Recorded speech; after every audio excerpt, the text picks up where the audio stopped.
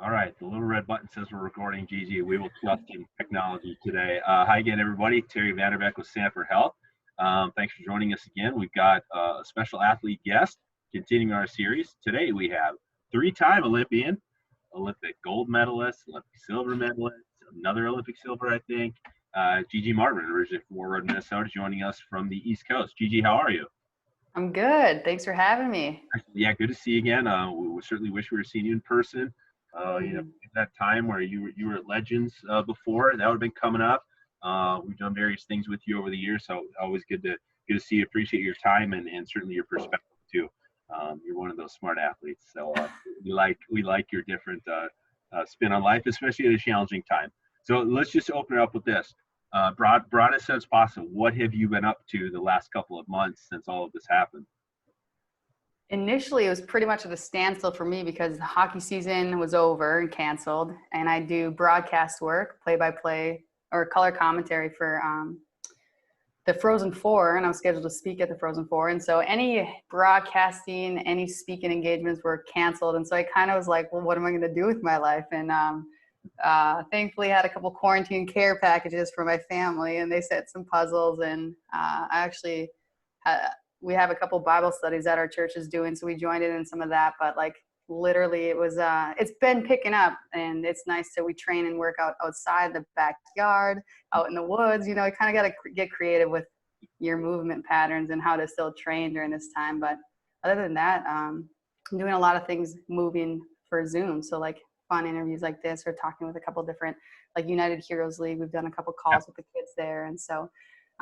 Definitely a little bit of a grind, like I'm sure everyone felt, and the pain of losing things, whether it's finances or job, or if one of your family members had sickness. But gradually, kind of, hopefully everyone's moving toward a better trend now. Yeah, and I think people obviously have talked about it, as well they should. The challenge is, at the same time, we've been encouraging athletes that we work to find ways to get better. So let me turn that around to you. What have you done to make yourself better at a time where it feels pretty easy to not get better? Very easy. That's true. You're isolated. Job is completely changed. Your work from home, most people are, I'm assuming. And so I think for me, it was looking around also my teammates or other people online, specifically relating to working out. You have to get really creative. So we have cement blocks in our backyard. You have a tree for a chin up. You have a picnic table for like off bench obliques, or one like squat to bench. And so it reminds me of being back home in Warroad when I'm up at the cabin or the islands in northern Minnesota. And so it's been really enjoyable learning to do something like that and turn it into a positive. And I think one of the things, especially for athletes, in this time where you're not allowed to really be around your teammates, one thing is just really like, it's a great time to reach out, write them a card, letter of encouragement, let them know that you care about them, how valuable they are as a team. And I think a lot of times as athletes and in sports, we focus on our mental, our physical, our systems, but like how often do we focus on encouraging and uplifting our teammates and specifically verbalizing that? You know, we can think it a lot, like it can think, oh man, that player is so talented and skilled, but kind of like, does it chill in my brain, or am I passing that along and telling them and letting them hear it and know where I stand and where they stand in my mind? Yeah. One of the other cool things has been, it's been a different pace. And because of that, there's different opportunities. So in just looking at some of the things you've been able to connect with the FCA and do some Zoom things you mentioned. That's a huge part of your life. I was going to say passion. It's more than that. It's a part of your life. And likewise, the Olympic replays are on. So you get to, it's like watching a home movie of yourself, right? You get to review like, dude, like we won the gold medal. What's that part been like? Scratching those itches that are maybe different, or that it's easy to, you get busy, you have all this stuff planned, and now you get to kind of take a step back and find some different things. Like for me, I've been reading a ton, which I don't normally have time. Again, you've been able to do some things. How has that been? And has that been, I imagine it's been sort of refreshing for your mental state, maybe to enjoy or be able to reflect. Athletes are so focused, reflect till it's over. Now it's on your TV and you're like, that's right, we did that. And now I should feel good about that. Yeah, when NBC actually aired our gold medal game, that was the first time I've ever watched it. And of course they sped it up. So I'm sitting there like, what about this shift? And what about that? And it was crazy. I got so nervous still. My roommates and I, there's actually There's like 5 of us here, and 4 of them had never seen, well, the other 4, obviously I played in it, but so they're like, gee, you win, right? And I'm sitting here like stressed and like screaming when we score. And yeah, it was pretty, so it's, even though there's not new content, it's really cool to look back and reflect on the incredible, like, especially that, like, what an incredible moment for my teammates and our families and America in general. And so little things like that, or even we've had a lot of game nights here, whether having them in the backyard and playing bags, cornhole, or playing inside, a ton of cards, and so it's been fun. Like, obviously the competitive juices are flowing. It's not hockey, but it's been enjoyable to at least play some sort of game and really kind of have a lot of time with your roommates. Yeah, you mentioned the competitive juices. Out of curiosity, you're a hockey star. However, did you watch The Last Dance? That obviously ate up a lot of people's time, and a lot of it was focused on the competitiveness of Michael Jordan. So did you watch it? And if so, did you take anything away as a competitor yourself? I haven't yet. I want to watch it like literally all in one sitting.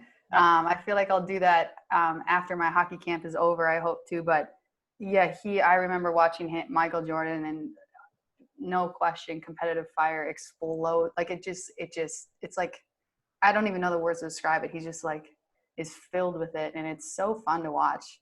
Because the other day we were just playing randomly. I had to like choosing between who would, I don't even know, do something. It was like rock, paper, scissors. And I like screamed so loud when I won. And it's like, okay, you need to tone it down a bit. But yeah, I love, it's so cool how that whole story in that documentary of like, for such a time as now when nothing is on. And so I've read a lot, and like, it's fun to talk to my friends and stuff and hear their perspective of what gets them excited. But I just wanted to wait until later to watch it all. You said bags and cornhole.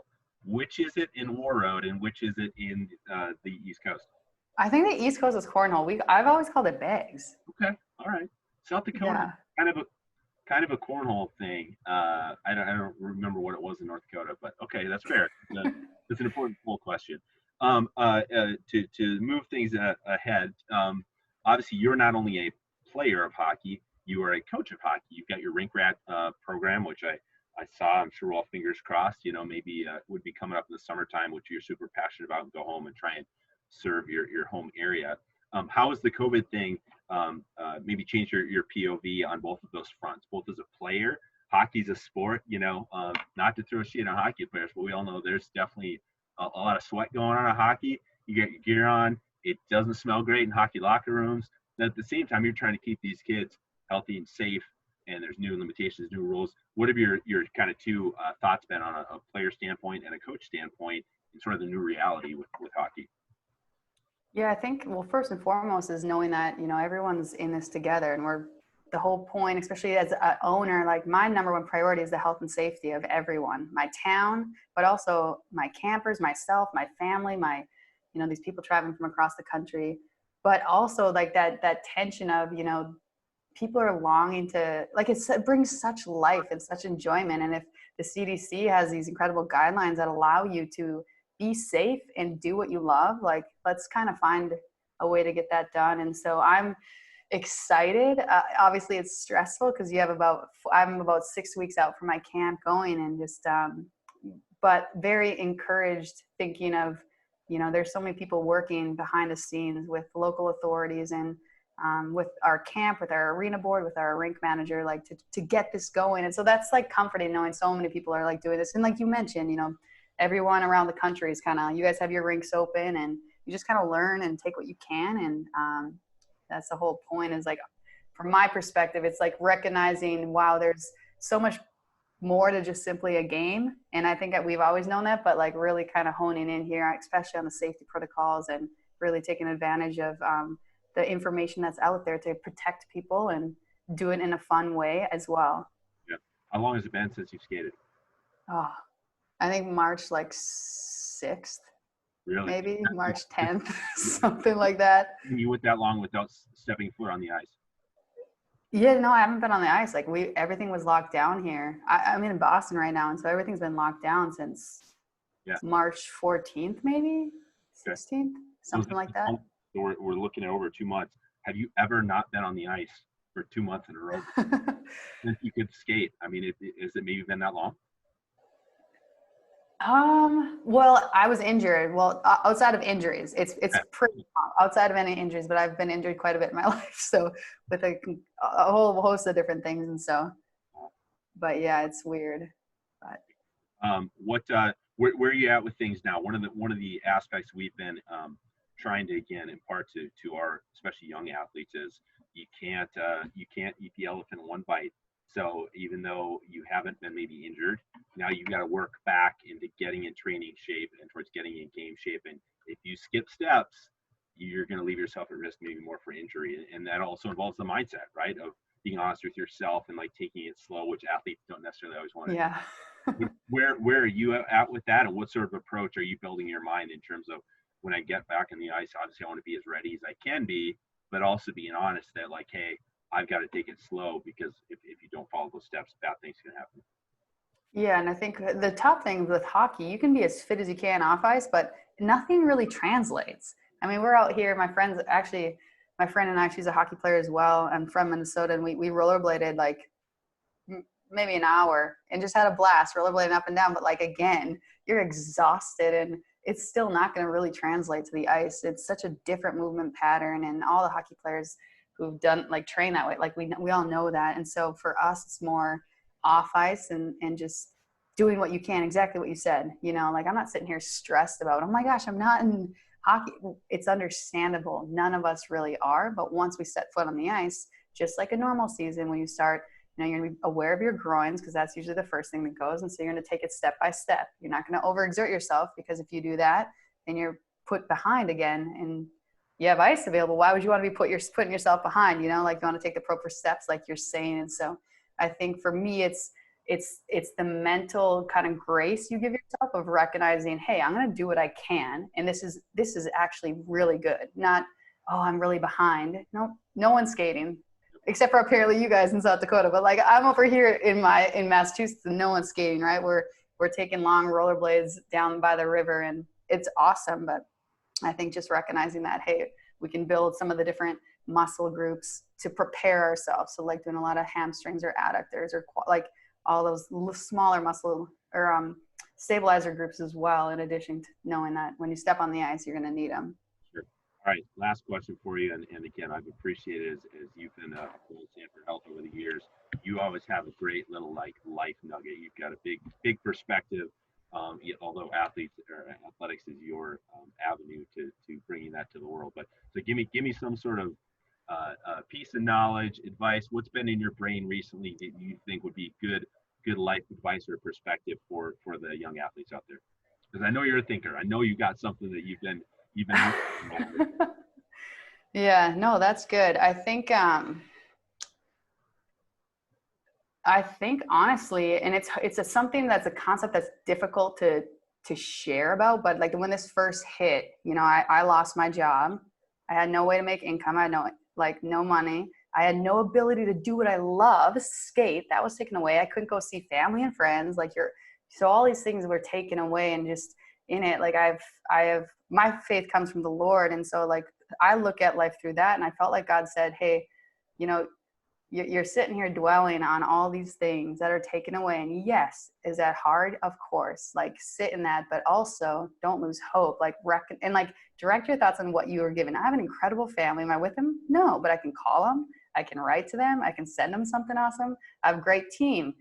Am I with them? No. And so writing letters to them, calling them, texting them, like there's just like a subtle shift, and it changed my heart to be, it's hard. Like, I'm not denying that. Like, I think every kid listening to this is like, I just want to go play. I get that. But I think what's awesome is there's always an ability to find gratefulness. And I think when I kind of was like, why, God, like, of course, I'm sure a lot of people do, you kind of, again, realize, wow, like, I honestly know that there's no way I created some of the natural skills I have to skate. Like, I couldn't have known that. I started doing that when I was like 3, 4, 5. Yes, did I work at it? Of course. But like, there's some skills and natural abilities that, I did not do myself. I did not create myself. I didn't create my hands, and somehow I know how to stick handle and score goals, but that's not on me. And so I think just during this time, as you see so much taken away, I think it's really important in my heart, like what I've recognized, like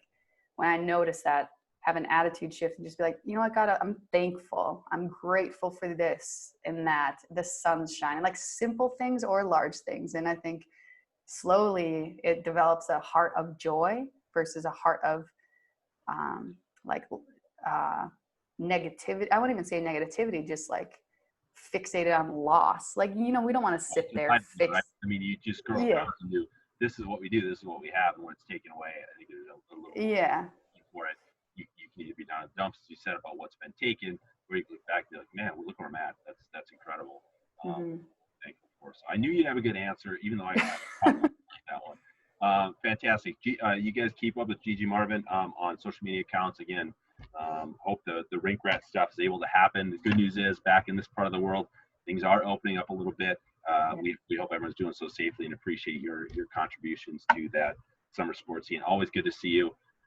Best of luck. Excited to hear that you're back on the ice. And if you need any medical insights as you get back, let us know. We're always glad to help you. Sounds good. Thanks for having me. All right, thanks, Gigi. And we'll see you guys again soon.